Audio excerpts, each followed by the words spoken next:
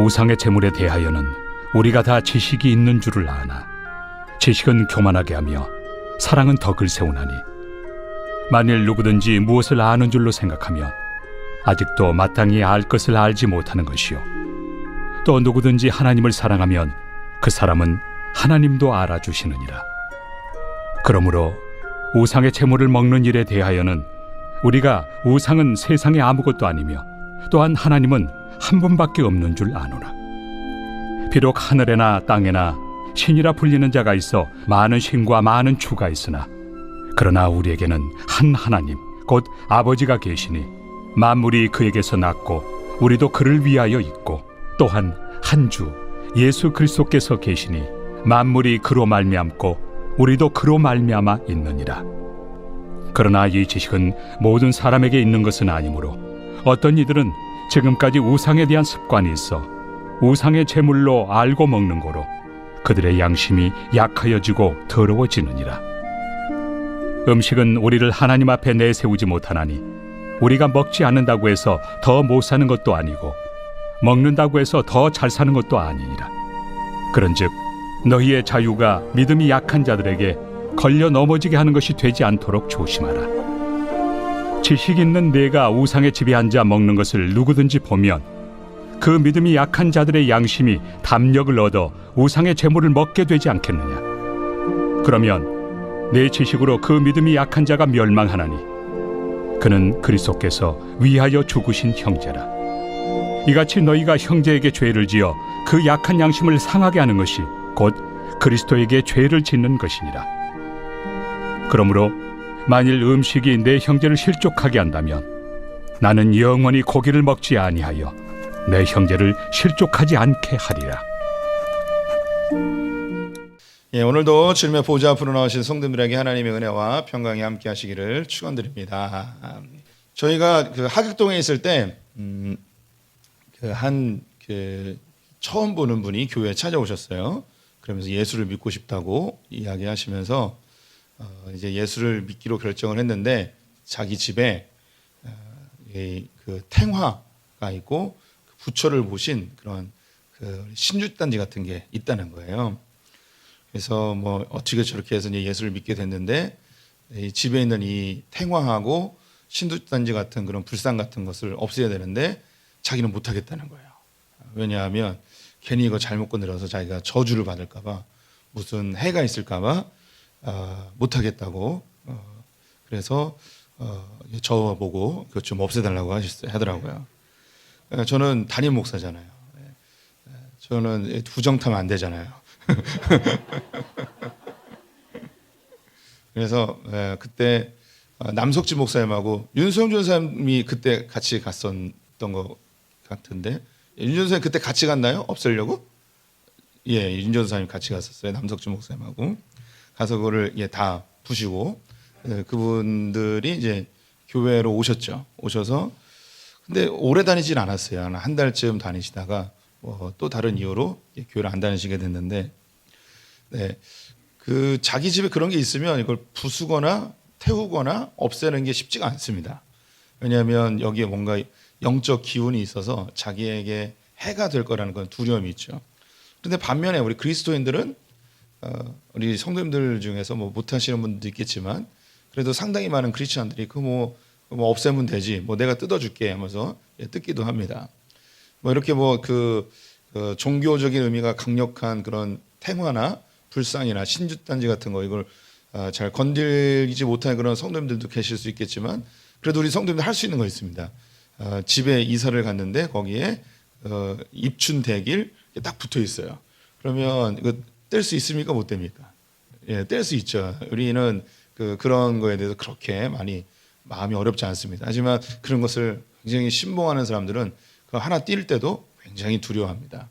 입춘대길 이 정도는 괜찮은데 문을 딱 열고 뒤로 보니까 부적이 딱 붙어 있어요. 그럼 이거 참 쉽게 떼기가 어렵습니다. 근데 우리 크리스찬들은 이거를 뗄 수 있는 이유가 뭘까요?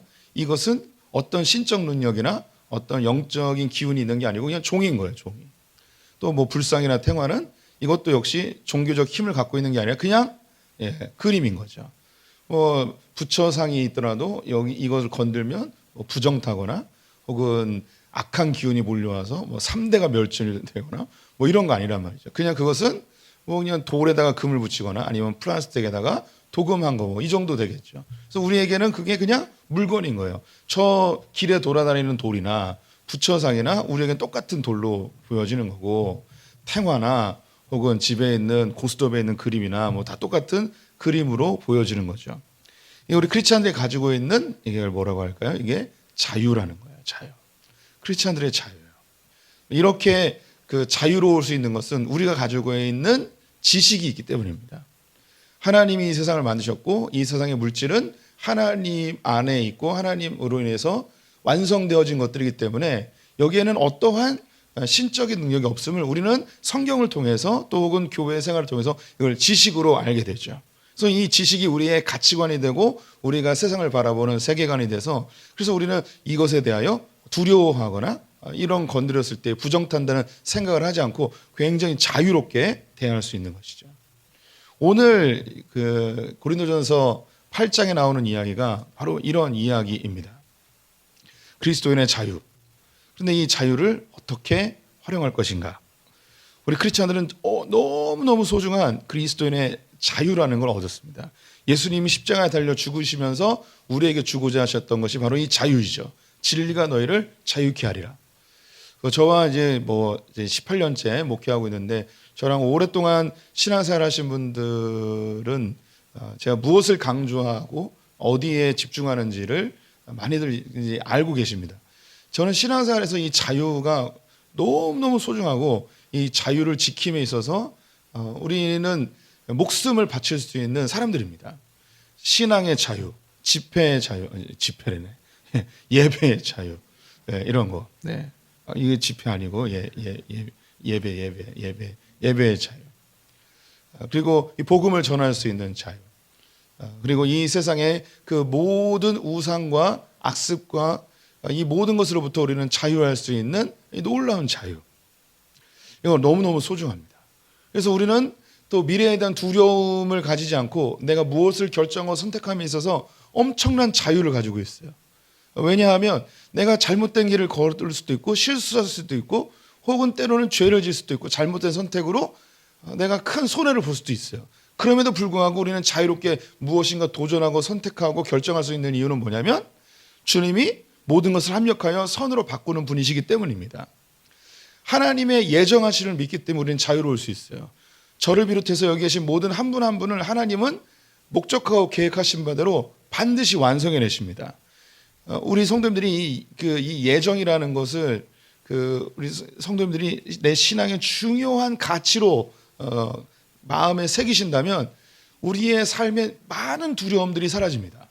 내가 가는 길, 내가 나로 인하여서 이루어질 것, 하나님이 계획하고 작정하셨기 때문에 이것이 성취되는 것, 이것을 신뢰한다면 내가 지금 천천히 가고 내가 조금 부족하게 느껴지고 내가 지금 손해를 보고 내가 지금 실패하고 내가 좀 쓰러졌을지라도 하나님이 날 향한 목적과 계획을 반드시 완성하실 것을 믿는다면 지금 나의 형편과 상황에서 우리는 자유로울 수 있는 거죠. 이게 참 쉽지는 않지만 많은 크리스찬들이 내 삶에 얽매이지 아니하고 하나님 안에서 자유함을 누리는 분들이 많이 있어요. 이 예정하심에는 섭리와 보전이 있습니다. 섭리는 아까도 이야기했듯이 내가 실수하고 내가 잘못한 경우에도 하나님은 모든 것을 합력하여 선으로 바꿔주세요. 우리 성도님들이 실수할 수 있어요. 그런데 내가 실수하면 어떡하지? 내가 손해보면 어떡하지? 내가 패배하면 어떡하지? 이런 거에 전전긍긍하며 두려워하는 삶보다 주님이 이야기하신 모든 것을 합력하여 선으로 만드신다는 이 말씀을 확 믿고 자유롭게 살아가는 거 얼마나 판타스틱한 삶인데요. 그런 삶을 살아야 돼요. 주님이 이런 삶을 우리에게 주고 싶어 하시는 거예요. 내가 죄를 졌기 때문에 하나님에게 벌을 주시면 어떡하지? 내가 이렇게 하나님의 마음을 섭섭하게 했으니까 주님이 나에게 재앙을 내리시면 어떡하지? 막 이런 거 두려워하지 않는 거죠. 네, 내가 죄를 졌어요? 그러면 주님께서 죄에 대한 대가를 지불하면 돼요, 내가. 그리고 본질적인 죄에 대해서는 주님이 모든 걸 다 사해 주셨다 하기 때문에 내 삶에 다가오는 공포, 고통 이런 걸 우리가 두려워할 필요도 없어요. 그럼 감당하면 되는 거예요. 내가 죄로 인해서 큰 고통을 당하고 손해를 보고 아픔을 겪는다 할지라도 주님께서는 이것 또한 이용하여서 나를 성장시키시는 거죠. 그래서 고난이 유익이 되고 환난이 되기 유익이 되고 환난 중에도 기뻐할 수 있는 신비한 사람들이 바로 크리스찬들입니다. 이게 하나님의 섭리예요. 보존, 보전이라고도 하는데요. 제가 참 성경에서 좋아하는 단어가 너무너무 많은데 이 보존이라는 단어 너무 좋아해요. 저는 저를 위해서도 이 기도를 많이 하고 우리 성도님들을 위해서도 기도를 많이 하는 게 보존입니다. 하나님, 날 향한 목적과 계획을 완성하시기 위해서 나를 보존하여 주시옵소서. 하나님의 보존하심, 보호하심이죠. 우리가 끝모르게 죄악의 길로 가거나 우리가 하나님과 점점 멀어질 때 하나님께서 우리를 보호하십니다. 보존하시죠. 더 이상 가지 못하도록. 때로는 사고를 일으키기도 하고요. 때로는 큰 재앙을 만나기도 하고 그런 하나님의 아주 긴급한 보호하심 이런 것들도 우리에게 있어요. 그리고 우리는 두려워할 게 없는 거죠. 미래에 대한 두려움 우리는 가질 필요가 없는 거예요. 이게 바로 크리스찬들의 자유입니다. 우리는 무슨 직업을 선택할까? 하나님 앞에 묻는 과정이 필요하겠죠. 그런데 이 직업을 선택하면 더 잘 되고 저 직업을 선택하면 더 잘 되고 이런 거 계산하지 않고 내가 하나님 앞에서 뭘 하든지 주님께 영광이 되고 뭘 하든지 하나님께서 나를 먹여 살릴 것이라는 이런 자유함이 있는 거예요. 그 내가 주어진 것을 충성하며 이 분야에 내가 전문가가 되면 이것으로 하나님께 영광을 돌리고 내가 하고 싶은 걸 마음껏 하는 그런 신앙인들, 이게 크리스찬의 자유예요. 우리는 종종 하나님의 뜻을 궁금해할 때가 많이 있습니다. 하나님, 날 향한 계획이 무엇입니까? 내 자녀를 향한 계획이 무엇입니까? 하나님, 날 향한 뜻이 무엇입니까? 이런 거 많이 묻죠. 저도 젊은 시절에 하나님께 이거 너무 많이 물어봤어요. 근데 제가 곰곰이 생각해 봤는데 내가 왜 이렇게 하나님의 뜻을 궁금해하는가? 내가 하나님의 계획을 왜 이렇게 궁금해하는가? 가만히 살펴봤더니 저는 진짜 하나님의 계획을 궁금해하지 않았어요. 우리는 신앙생활을 쭉 해오면서 아주 자연스럽게 습득하는 게 뭐가 있냐면 하나님의 뜻대로 하면 성공하고 하나님의 뜻대로 하면 하지 않으면 실패하는, 이건 실패라는 좋은 단어 빼고 개고생하게 되는 뭐 이런 생각을 하게 되죠. 그래서 하나님의 뜻을 물어보는 이유는 뭐냐면 내가 개고생 안 하고 하나님의 뜻을 알아서 빨리 성공하고 싶은 거예요.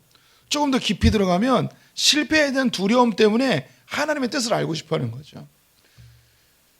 소풍의 성도님들은 안 그러시는데 저는 그랬어요. 저는 그랬어요. 얼굴 표정들이 자기는 아니라는 표정들이신데 적어도 저는 그랬어요. 네. 저는 대학 때 하나님께 너무 많이 물어봤어요. 하나님, 날 향한 계획이 무엇입니까? 날 향한 뜻이 무엇입니까? 늘 물었어요. 괜히 이제 제가 이제 신학교를 가야 될지 아니면 그냥 일반인으로 살 것인지 이 두 갈래에서도 굉장히 기도를 많이 했죠. 괜히 하나님의 뜻도 아닌데 신학교 갔다가 개고생하고 시간 낭비하고 그 목회에 성공도 못하고 뭐 그렇게 찌질하게 그냥 사는 인생을 그냥 내가 그냥 주님이 좋아서 산다면 하나님이 허락도 안 했는데 갔다가 그냥 다 이렇게 흐지부지 되면 어떡하나 이런 두려움이 있는 거죠.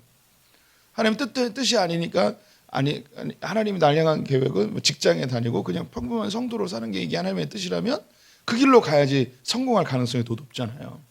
그래서 이 두 갈래에서 정말 오랫동안 기도 많이 했습니다. 제가 신학교로 가기로 대학교 2학년 때 결정을 했는데 이 기도를 신학교 갈 때까지 시험 보기 전날까지 계속 기도했습니다. 심지어 신학교를 들어갔는데도 이 기도를 계속했습니다. 그래서 신학교 2학년 때 휴학하고 인도에 가게 됐죠. 그 모든 과정들이 내가 괜히 하나님의 뜻도 아닌데 이 길을 걸었다가 개고생하고 시간 낭비, 돈 낭비, 내가 이렇게 끝나면 어떡하나 이런 두려움이 계속 있었어요. 그때 이제 하나님께서 성경을 통해서 알려주신 거죠.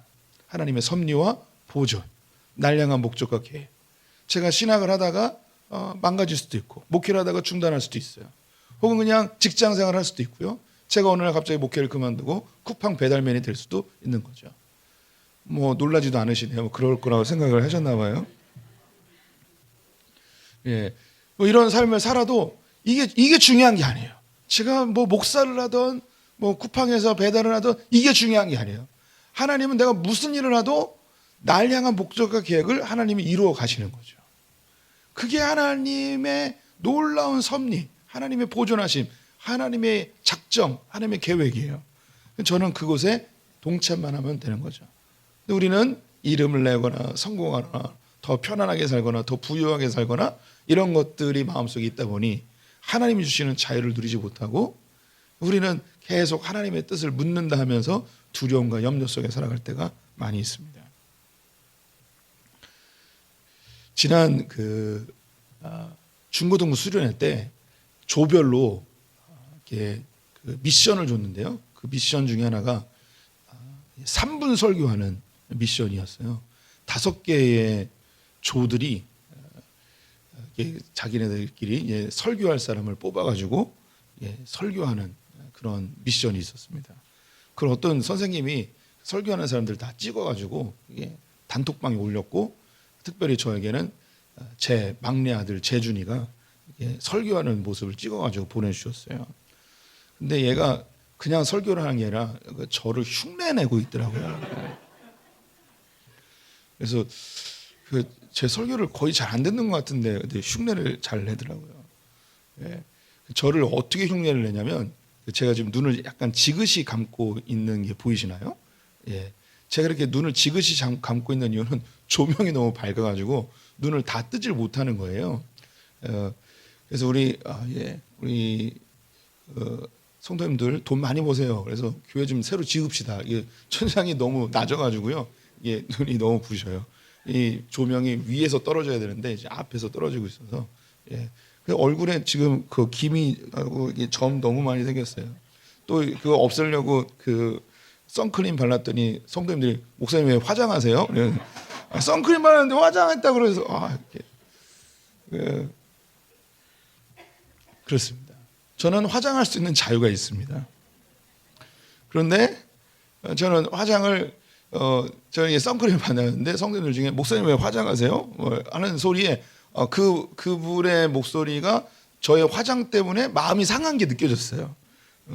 뭔가 노년동으로 오더니 외모에 신경 쓰나? 뭐 이렇게 좀 잘 나가더니 얼굴에 이렇게 신경 쓰나? 이렇게 좀 느껴졌어요. 그래서 저는 그 다음부터 선크림 안 바르기 시작했어요. 왜냐하면 성도님들이, 저는 자유이지만 성도님들이 혹시 마음의 상처나 그게 부담이 돼서 설교를 들어야 되는데 얼굴에 희끄부리한 화장만 보이면 그거 안 되잖아요. 제가 눈썹이 점점 사라지고 있어요. 사라지고 있는데 그래서 눈썹 문신을 하고 싶어요. 왜냐하면 해요. 근데 안 할 거예요. 저는 할 수 있는 자유가 있어요. 근데 하지 않을 겁니다. 왜냐하면 제가 눈썹을 그리는 순간 우리 성도님 중에 저를 찾아와서 목사님 왜 요즘 외모에 신경 쓰세요? 라고 하는 분이 분명히 있을 거예요. 그럼 그분은 설교 시간에 제 설교는 안 들리고 눈썹만 보이는 거죠. 그러면 이제 성도님들의 마음에 설교를 듣는 장애물이 생겨버려서 저는 그 자유를 사용하지 않을 겁니다. 저는 늘 양복을 입습니다.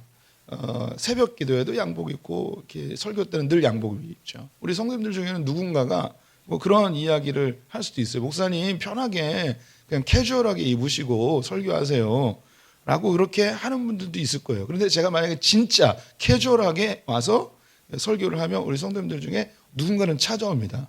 목사님 복장이 왜 그러세요? 그분은 이제 제 복장 때문에 설교가 안 들리는 거죠.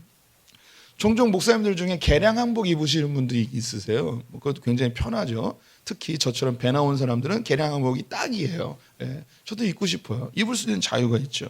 근데 제가 개량 한복을 입고 여기 서서 설교를 하는 순간 우리 가운데 누군가 저에게 찾아올 겁니다. 목사님 요즘 좀 진보적이신가 봐요. 이렇게 이야기하는 분들이 있을 거예요. 저는 그래서 늘 똑같은 의상만 입어요. 우리 성도님들 그거 느꼈는지 모르겠는데 제 헤어스타일이 늘 똑같다는 생각 안 해보셨어요?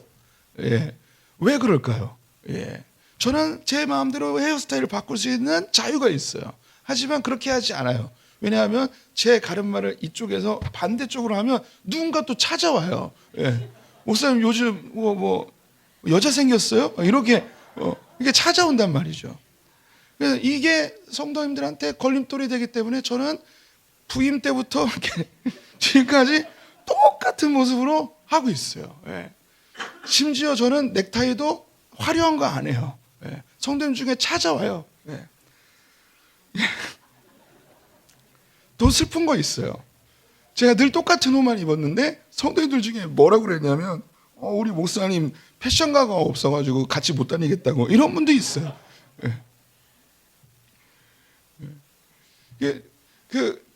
제가 뭘 얘기하려고 하냐면 하나님 우리에게 너무 중요한 그리스도인의 자유를 주셨어요.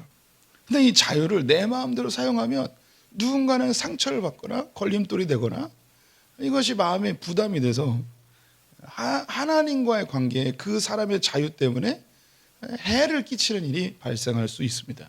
그래서 오늘 8장이 바로 그거예요. 그리스도인의 자유도 너무너무 중요한데 이 자유를 함부로 사용하게 되면 누군가 상처를 받는다. 그래서 그리스도인의 자유보다 더 신경 써야 될 게 있는데 그거 뭐냐면 그리스도의 덕입니다. 덕. 이 부분은 제가 오늘 1시간으로 할 수 있는 설교는 아닙니다. 이 그리스도인의 덕, 그리스도인의 덕이라고도 하고 그리스도의 덕이라고도 합니다. 전 영어 잘 아는데 virtue라는 단어, 저 굉장히 좋아하는 단어예요. 덕.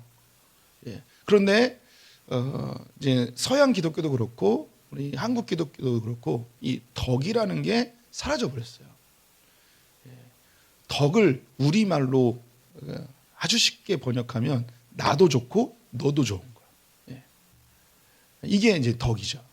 다른 말로 이제 은혜라는 표현도 쓸 수 있는데 내가 할 수 있지만 하지 아니함으로 내가 조금 손해 봄으로 나도 좋고 너도 좋고.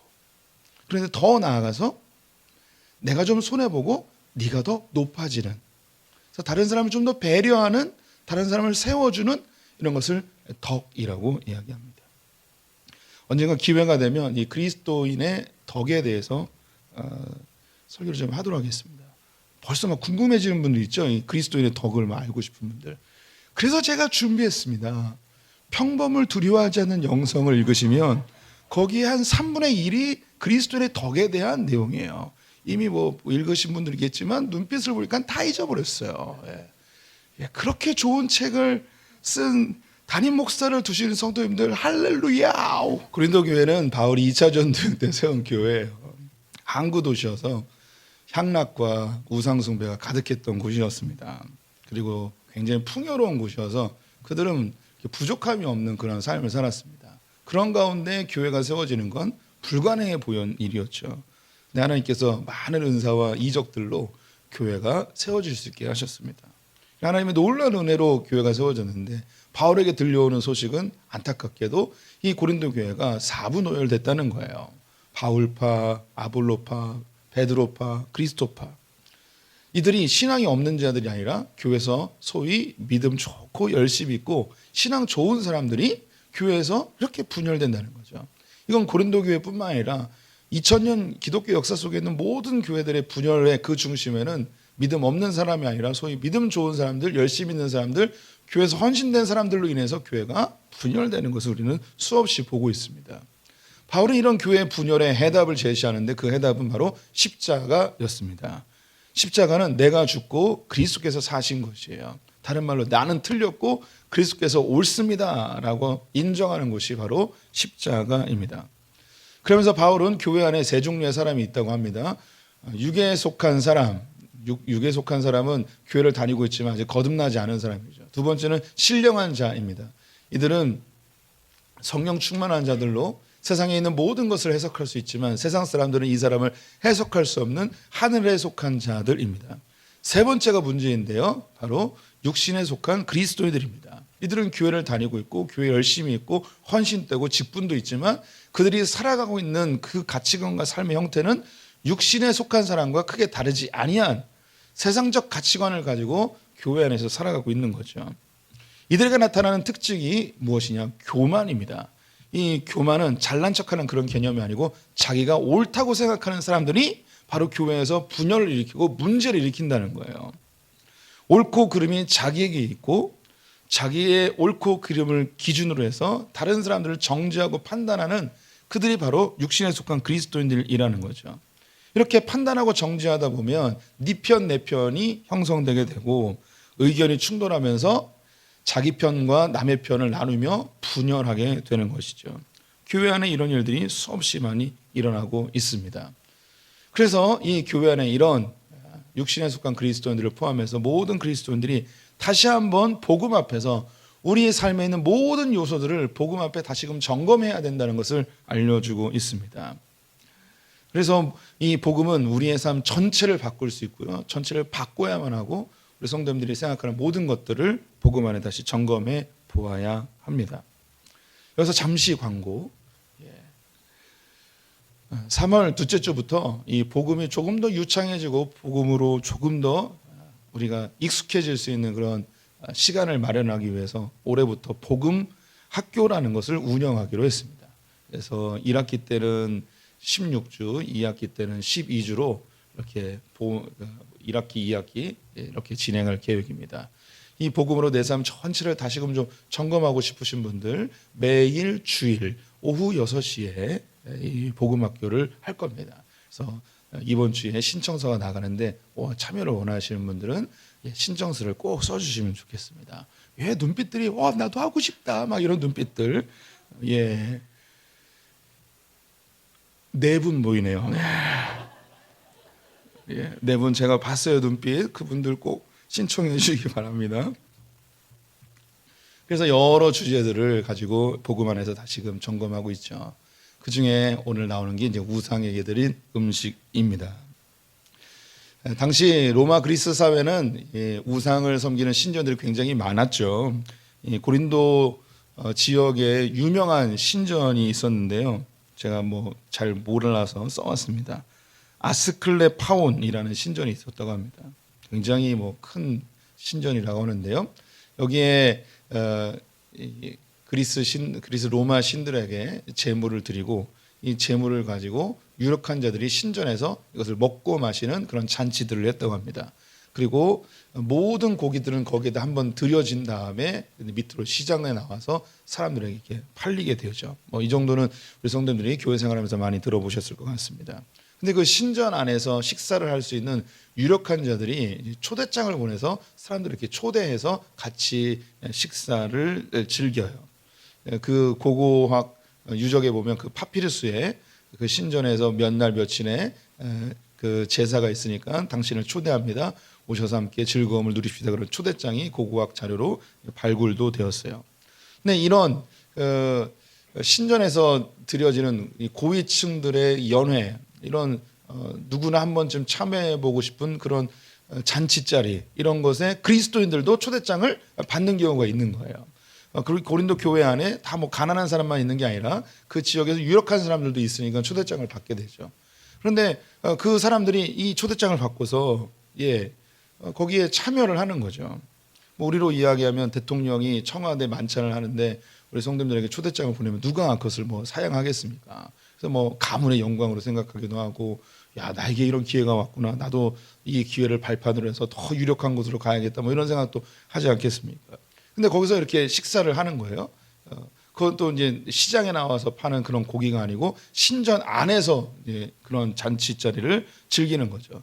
근데 거기에 이제 지나가던 같은 신앙 공동체 안에 있는 크리스찬들, 이제 예수 믿은 지 얼마 안 된 고린도 지역의 로마인들, 그리고 이제 이방에서 이방신들을 버리고 이제 예수를 믿기로 결정한 그런 할까 말까 하는 고민하는 그런 사람이 있는데 그 안에서 같이 우상에게 드려진 제물을 먹고 함께 그렇게 희희낙낙 거리는 모습을 보면서 같이 신앙생활했던 사람들이 상처를 받는 거예요. 아니 어떻게 우리 장로님이 저기서 저렇게 이방인들하고 이렇게 먹을 수 있지? 우리 집사님, 우리 권사님이, 우리 전도사님, 우리 목사님이 저기 가서 저렇게 같이 하죠. 이렇게 마음에 확 부담감이 옵니다. 그래서 이제 물어보는 거죠. 어떻게 그럴 수 있냐고. 이때에 그 사람이 이렇게 대답을 합니다. 이제 4절 말씀 보시면 4절에 그러므로 우상의 제물을 먹는 일에 대하여는 우리가 우상은 세상에 아무것도 아니며 또한 하나님은 한 분밖에 없는 줄 아노라. 이야기하기를 아까 그리스도인의 자유를 언급하는 거죠. 네가 집사님이 잘 모르시는데요. 이거 하나님이 만드신 겁니다. 이 신적 능력도 없고요. 재물에 바쳐졌다고 해서 얘가 오염되거나 부정타거나 그러는 거 아닙니다. 우리 집사님이 이거 다 하나님께서 우리에게 은혜를 다 주신 거예요. 그냥 먹어도 돼요. 이렇게 이야기하는 거죠. 이제 신앙생활 오래 하다 보니까 그런 신학적 지식도 있고 또 성경적 안목도 있으니까 이렇게 대답을 한 거예요. 그런데 그렇게 대답을 했을지라도 그걸 듣고 있는 사람은 이걸 다 이해를 못하는 거죠. 7절 말씀에 그러나 이 지식은 모든 사람에게 있는 것이 아니므로 어떤 이들은 지금까지 우상에 대한 습관이 있어 우상의 제물로 알고 먹는 거로 그들의 양심이 약하여지고 더러워지느니라. 너는 그렇게 이것이 하나님 앞에 별거 아니라는 거 너는 알고 있을지 모르겠지만 누군가는 그런 지식이 없기 때문에 그 우상에게 드려진 그 음식을 먹음으로 인해서 그 사람은 상처를 받거나 시험에 걸리거나 마음에 어려움이 생길 수 있다. 이걸 얘기합니다. 그러면서 9절 말씀 그러니까 그런즉 너희의 자유가 믿음이 약한 자들에게 걸려 넘어지게 하는 것이 되지 않도록 조심하라. 너는 하나님 안에서 지식이 있어서 이걸 먹어도 되는지 안 먹어도 되는지 자유함을 너는 얻었다. 진리로 네가 자유함을 얻었다. 그런데 이 자유보다 더 소중한 게 있는데 뭐냐면 너의 이 자유한 행동 때문에 누군가가 상처를 받거나 누군가 어려워진다면 그 자유를 네가 스스로 내려놓을 수 있어야 된다. 스스로 절제할 수 있어야 된다. 이야기합니다. 그러면서 1절, 2절을 우리가 다시 좀 같이 읽어봤으면 좋겠습니다. 1절, 2절 같이 읽어보겠습니다. 우상의 제물에 대하여는 우리가 다 지식이 있는 줄을 아나 지식은 교만하게 하며 사랑은 덕을 세우나니 만일 누구든지 무엇을 아는 줄로 생각하면 아직도 마땅히 알 것을 알지 못하는 것이요. 네, 우상의 제물에 대하여 우리가 다 지식이 있는 줄 아나. 그래, 너 그거 하나님이 다 지으셔서 우상에게 드려져도 뭐 부정 타는 거 아니니까 먹어도 되는 거 네가 지식을 가진 거 알고 있어. 그런데 그 지식이 너를 교만하게 하면 안 돼. 오히려 사랑으로 덕을 세워야 돼라고 이야기합니다. 그러면서 중요한 거 2절 말씀 잘 들어보세요. 2절 만일 누구든지 무엇을 아는 줄로 생각하면 아직도 마땅히 알 것을 알지 못하는 것이요. 우리가 신앙생활하면서 자기가 뭔가 안다고 생각하고 옳다고 생각했는데 하나님 입장에서는 마땅히 알 바를 알지 못한다는 거예요. 이것이 제가 계속 이야기하고 있는 나는 틀렸고 주님이 맞습니다. 우리는 신앙생활을 오래 하면서 내가 맞다고 자꾸 생각을 해요. 그런데 주님 앞에서 아니야. 너 다시 점검해봐 라고 하는 거죠. 고린도 교회 안에 이 교회는 하나님의 많은 은사들과 이적들이 나타났어요. 그런 많은 음란함과 우상과 향락 속에서도 교회가 부흥했습니다. 그 안에 하나님은 얼마나 은혜를 부어주고 또 말씀으로 얼마나 잘 양육되어 있겠습니까? 그런데 이 지식이 그들을 교만하게 하는 거예요. 이 지식이 그들을 교만하게 합니다. 아, 내가 깨달은 게 옳고 내 말이 맞고 내 신앙이 맞아 라고 생각을 하는 거죠. 그러면서 그것을 가지고 사람들을 정죄하거나 자기의 행동을 합리화시키거나 이런 일들이 발생하는 겁니다. 그래서 사람들에게 상처를 줄 일들이 나타나는 거죠. 그때에 바울이 이야기하기를 네가 알고 있는 지식보다 네가 옳다고 생각하는 것보다 더 중요한 게 있는데 그게 뭐냐면 사랑이다. 사랑으로 그리스도의 공동체에 덕을 세우는 것이 훨씬 중요하다라고 하는 것이죠. 예, 이 부분 정말 너무너무 소중해서 진짜 알고 싶으신 분들 뭘 보면 된다고요? 평범을 두려워하지 않는 영성을 보시면 됩니다. 예수님은 다 할 수 있는 분이셨어요. 예수님은 하늘 보좌 우편에 계신 분이었죠. 모든 걸 할 수 있는 자유가 있으셨어요. 그런데 그분이 이 땅에 내려오셨습니다. 그리고 자기의 모든 자유를 포기해 버리셨습니다. 그 자유를 포기한 것의 극점이 십자가이죠.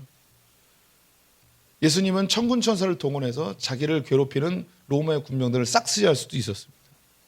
아니 말 한마디만 하시면 천둥 번개 쳐가지고 예수님을 조롱하는 군중들을 다 불태워서 죽일 수도 있습니다. 근데 예수님은 그 자유를 쓰지 않으셨습니다. 이유는 한 가지입니다. 하나님 나라의 공동체에 덕을 세우기 위해서, 다른 말로 사랑하기 때문이지요. 우리가 교회 안에서 모든 걸 할 수 있고 우리가 신앙 안에서 깨달은 바대로 뭐든지 다 할 수 있습니다. 하지만 그것이 다 유익한 것은 아닙니다. 공동체의 덕을 세우는가 아닌가를 곰곰이 생각해 봐야 됩니다. 나의 자유보다 더 중요한 것이 바로 공동체의 덕을 세우는 것입니다. 우리는 율법으로 치우쳐서도 안 됩니다. 반대로 자유를 강조해서 방종해서도 안 되는 거죠. 그럼 우리는 뭘 추구해야 되는가? 그리스도의 덕 또는 그리스도인의 덕, 또 다른 말로 교회의 덕을 세우는 일에 우리는 그 방향성이 놓여져야 됩니다. 그래서 때로는 율법적으로 조금 틀리는 부분이 있더라도 인내하고 기다리면서 공동체의 덕을 세워야 됩니다.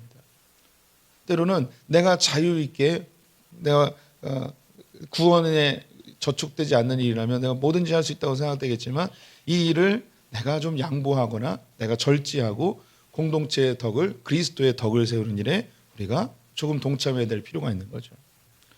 우리는 제사를 드리지 않습니다. 그리고 제사 음식을 먹느냐 마느냐 뭐 이런 논쟁을 우리는 지금 하지 않죠. 그런데 여전히 현재 진행형인 먹는 문제, 한국교회의 가장 뜨거운 감자와 같은 것이 술입니다. 한국은 이 술이 경건의 중요한 기준으로 자리매김해 있습니다. 우리 가운데도 술을 이렇게 즐기는 분들이 없죠. 우리는 여기는 경건한 분들만 있습니다. 그래도 우리가 한창 때 젊을 때 예수를 깊이 만나지 못할 때는 이 술을 마셔야 되나 말아야 되나 막 이런 논쟁도 하고 그렇습니다. 지금도 청년들이 그렇게 합니다. 얼마 전에 그 청년들끼리 이렇게 호프집에서 술 먹는 것을 사진을 찍어서 인스타에 올린 거예요. 그걸 저희 아들들이 얘기하더라고요. 아빠, 여기 청년 누구누구가 여기 술 먹고 있어. 이렇게 얘기하는 거죠. 그랬더니 다른 옆에 있던 그 다른 형이 야 그런 걸 아빠한테 얘기하면 어떻게 해? 이렇게 했던 해프닝도 있었습니다. 저는 정죄하지 않습니다. 그 친구들을. 그 누군지 알고 싶으면 끝나고 와서 저게 물어보세요. 제가 정죄하지 않지만 실명을 공개해 드릴 수는 있습니다. 여전히 한국 교회 안에서는 민감한 문제입니다.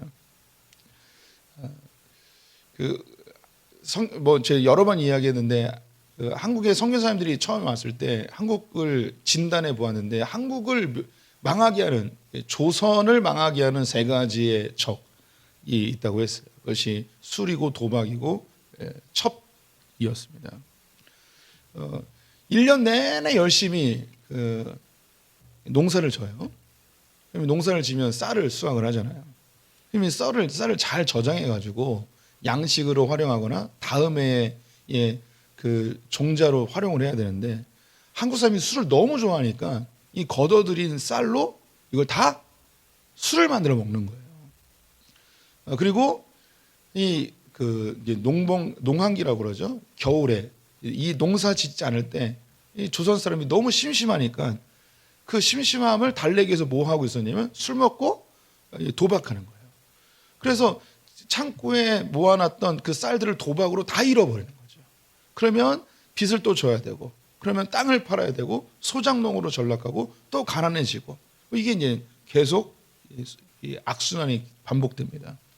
그래서 이제 돈을 딴 사람들은 이걸로 첩을 두는 거죠. 그래서 가정이 다 파괴되고 재산을 다 잃어버리고 모든 사람들이 알코올 중독에 시달리고, 이게 선교사님들이 한국에 와서 본 가장 안 좋은 이 조선의 모습이었어요. 그래서 교회를 시작하면서 이 세 가지를 반드시 끊고 오도록 하였습니다. 술을 끊도록 하였고, 도박을 끊도록 하였고, 첩이 있으면 다 정리하고 교회에 등록하도록 했습니다. 그래서 한 가지 더 이야기하면 빚을 지지 않도록 했어요. 그래서 한국 초대교회 기록에 보면 어떤 전도사님이 신학교에 평양 신학교에 들어가려고 면접을 봤는데 질문 내용이 뭐냐면 빚이 있습니까? 했는데 빚이 있었어요. 20원인가 200원인가. 그래서 탈락했어요. 빚이 있으면 안 되는 거예요. 왜냐하면 빚이 있으면 체주의 종이 된다는 말씀이 있죠. 우리는 하나님의 종이 돼야 되는데 이 빚 때문에 이 하나님의 일에 집중하지 못한다는 이런 이야기도 있습니다. 한국 사람들은 이 성정이 아주 열정적이어서 반주로 먹는다고 하면서 이제 술을 먹기 위해 음식을 먹는 이것은 이제 변질되게 되죠. 술을 먹어야 되냐 말아야 되냐? 술 먹는다고 지옥 가는 건 아닙니다. 그리고 성경에 술 먹지 말라고 명확하게 이야기하는 부분도 사실 없습니다. 그런데 성경에서 이야기한 몇 가지 기준이 있습니다. 첫 번째, 술은 취하면 안 된다고 합니다. 절대 술 취하지 말라고 이야기하죠. 술에 지배를 당하는 겁니다. 두 번째, 나실인들은 포도나무에서 나는 모든 걸 먹지 못하라고 하고 있습니다. 그럼 우리가 그냥 일반 이스라엘 사람들이냐, 하나님은 우리를 향하여서 나실인처럼 구별했다고 이야기를 해요. 그래서 우리 성도님들이 성경에 나와 있는 그냥 일반 이스라엘 사람이라고 생각하시면 안 되고, 나는 나실인이다, 나실인의 기준으로 살아야 된다라고 생각하는 것이 오히려 맞다고 생각이 듭니다. 또 더불어서 가장 중요한 거, 내가 술을 취하지 않게 마실지라도 내 술 먹는 것 때문에 다른 사람에게 걸림돌이 되거나 혹은 그 사람의 신앙을 해치거나 혹은 아직 신앙이 형성되지 않은 사람이 있어요. 무엇이 옳고 그른지 뭐가 중요한지를 아직 잘 모르는 어린 신앙인들에게 내가 신앙이 성숙해서 나는 술 먹을 수도 있고 안 먹을 수도 있고 자유함이 있다고 해서 이 술 먹는 것을 그냥 쉽게 보여주면 아직 신앙이 형성되지 않은 사람은 그것이 옳은가 보다라고 잘못된 신앙의 형태를 취할 수도 있습니다. 우리가 경건에 아주 극점까지 갔다가 좀 뒤로 퇴보하는 것은 괜찮을지 모르겠지만 극점을 가기도 전에 우리가 그 흐트러진 것부터 배워서는 아니 되겠죠. 우리는 구원과 관계없는 부분에 대해서는 사실 자유로울 필요가 있습니다.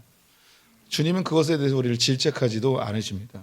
하지만 중요한 거, 그리스도인의 덕, 교회의 덕, 그리스도의 덕을 생각해야 합니다. 내 신앙의 기준보다 더 중요한 게 공동체의 덕입니다. 공동체라고 하니까 조금 의미가 희미하네요. 교회입니다. 교회. 우리 크리스찬들은요, 그 무엇보다도 교회를 생각해야 됩니다. 교회의 덕을 세우는 일, 교회를 평안케 하는 일, 교회가 우선이 되어야 하는 것이죠. 그것이 사랑입니다. 그냥 교회라는 건물이 아니고 이 공동체의 덕을 세우는 것, 사랑으로 나의 자유보다 공동체를 사랑하는 마음이 더 우선이 되어져야 할 것입니다.